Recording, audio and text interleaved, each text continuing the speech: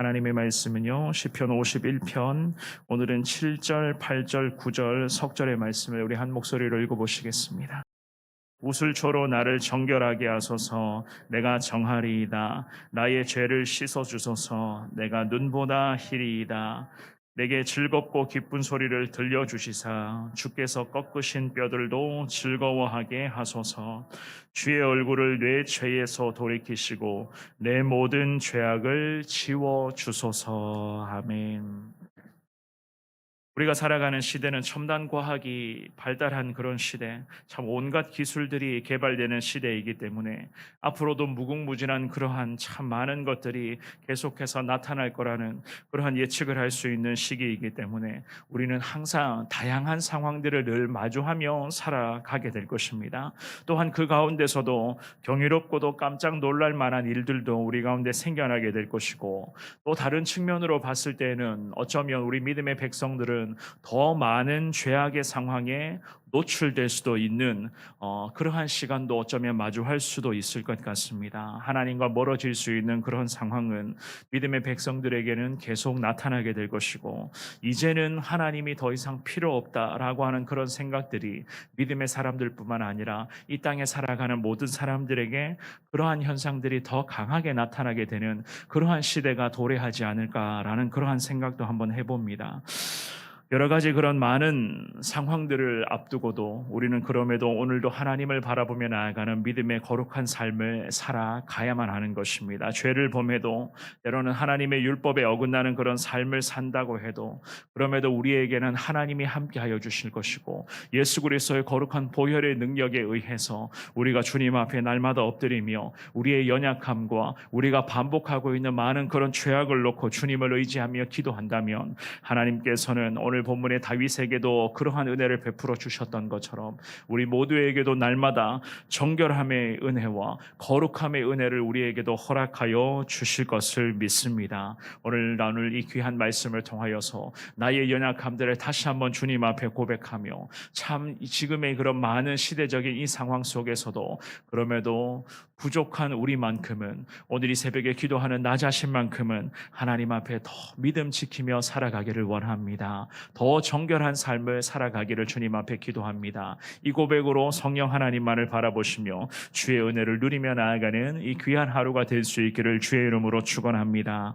첫 번째로 우리가 생각해 볼 수가 있는 것은요, 우리들의 간절한 고백을 하나님이 항상 들어주신다는 것을 알 수가 있습니다. 간절한 고백에 귀를 기울여 주시고 계시는 하나님. 7절 말씀을 우리 같이 한번 읽어보시겠습니다. 시작.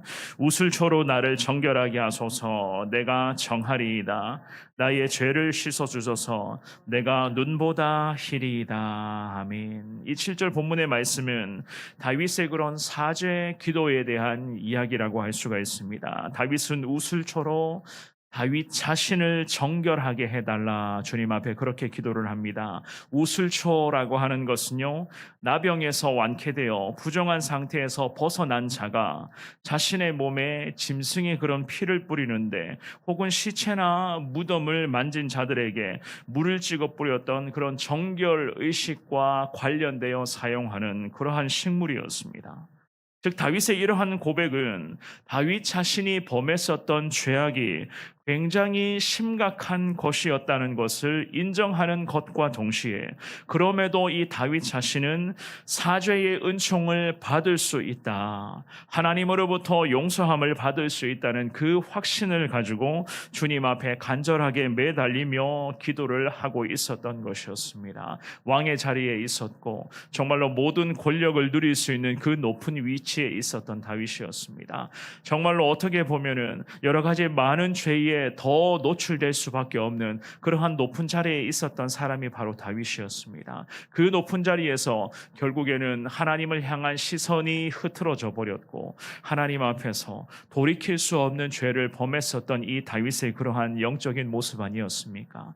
그렇지만 이 믿음의 사람 다윗은 자기가 주님 앞에 어리석었던 그런 죄악된 모습들을 인정하며 하나님 앞에 회개하며 자기 자신을 용서해달라. 정말로 나의 죄가 너무나 심각하고 끔찍한 것을 주님 앞에 인정을 하면서 그럼에도 하나님이 진정으로 회개한다면 우리 주님이 치료하시고 고쳐주시고 회복시켜 주실 것을 믿고 확신하며 주님 앞에 간절하게 기도하고 있었던 것이었습니다. 이 7절 말씀의 하반절에도 나의 죄를 씻어주소서 내가 눈보다 희리이다 그렇게 기도를 하고 있습니다. 자기 자신의 그런 간절한 회개의 고백에 하나님께서는 반드시 용서하시고 사죄의 은총을 베풀어 주실 것이다 라고 하는 그런 확신을 갖고 주님 앞에 기도하고 있었던 것이었습니다. 오늘 예배에 나오신 사랑하는 여러분, 회개라고 한다는 것은요, 자기 자신이 정말로 용서받을 가치가 없는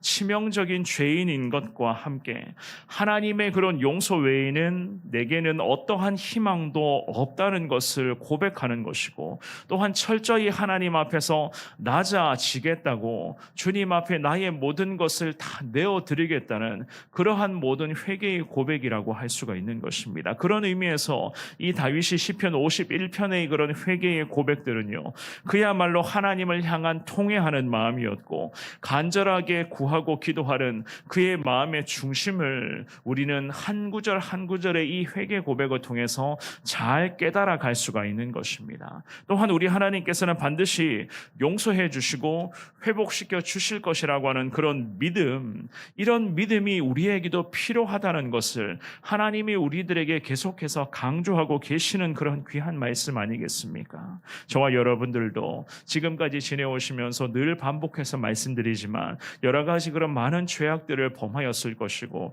여러 가지 많은 죄악의 상황에 앞으로도 우리는 노출될 수도 있을 것입니다. 그때마다 어물쩡하게 넘어가시는 것이 아니라 작은 범죄, 정말로 하나님 앞에서 작은 먼지와 같은 그러한 범죄일지라도 철저하게 회개하는 그 귀한 시간을 통해서 하나님 앞에 더 엎드리며 하나님이 반드시 용서해 주신다, 하나님이 아니면 내 인생 답이 없다 라고 하는 이러한 결연한 의지를 가지고 더 십자가의 보혈을 사모하며 살아가시는 우리 복된 삶이 다 될 수 있기를 주님의 이름으로 축원합니다. 두 번째로 하나님과의 관계 회복이 참 중요하다는 것을 알 수가 있습니다. 8절의 말씀을 같이 읽어보시겠습니다. 시작. 내게 즐겁고 기쁜 소리를 들려주시사 주께서 꺾으신 뼈들도 즐거워하게 하소서. 아멘. 이 다윗은 기쁨의 회복을 간구하고 있는 것을 우리는 볼 수가 있습니다. 이 기쁨의 회복, 이 기쁨이라고 하는 것은 단순한 감정적 차원에서의 그런 기쁨과 인간적인 즐거움을 의미하는 것이 아니라 하나님과의 관계가 회복이 되어서 하나님께 온전히 의뢰함으로써 생겨나는 그러한 기쁨과 감사와 행복을 이야기하고 있는 것이었습니다. 그래서 내게 즐겁고 기쁜 소리를 주님이 다시 들려주셔야 됩니다. 주님께서 말씀하시는 그 은혜의 말씀, 하나님의 거룩한 음성을 내가 다시 한번 들을 수 있도록, 나의 심령이 거룩한 회복의 역사가 나타날 수 있도록 하나님께서 내게 말씀하여 달라, 그렇게 기도하고 있었던 것이었습니다. 또한 이 다윗이 즐겁고 기쁜 소식을 들려달라, 곧 구원의 기쁨도 의미하는 것이기도 했습니다. 그렇기 때문에 이러한 기쁨들은요, 온전히 하나님으로부터만 누릴 수 있는 기쁨이고 정말로 하나님께서만 허락해 주실 수 있는 즐거움인 것을 이 다윗은 확신하며 주님 앞에 철저하게 엎드리고 있었던 것이었습니다. 즐겁고 기쁜 소리를 들려달라, 하나님 용서해 주시고 하나님 더 귀한 은혜를 더하여 주시고 나와 하나님 관계가 온전하게 회복이 되어서 계속해서 하나님과 나와의 사이에서 오고 가는 그러한 영적인 교제를 통해서 내가 하나님의 음성을 듣게 하여 주시고 나의 기도를 하나님이 다 들어주셔서 정말로 하나님과의 거룩한 관계가 더 깊어질 수 있도록 주님께서 은혜를 베풀어 달라, 주님 앞에 그렇게 기도하고 있었던 것이었습니다. 8절의 하반절의 고백도 한번 보십시오.